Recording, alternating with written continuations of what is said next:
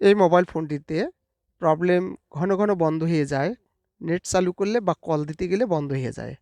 Auto restart হয়। তো এই ধরনের প্রবলেমগুলো আমরা কিভাবে ঠিক করব সেটা আমি দেখাচ্ছি আপনাদেরকে। দেখুন ব্যাটারিটা ভালো আছে, সম্পূর্ণ ভালো আছে। তো ব্যাটারির সার্কিটটা করে দিলাম।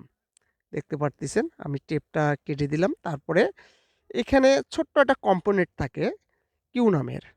তো আমরা এটাকে খুলে নিচ্ছি। দেখাবো আমি। এই যে দেখুন এখানে। তো আমরা কি করব?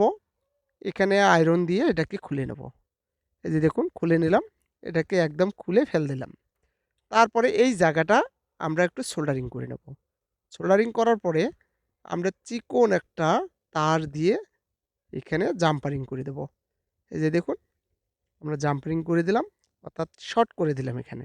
কাজটা হয়ে গেল। তো এখন ব্যাটারিটা ঠিক আগের মতন করে নিলাম।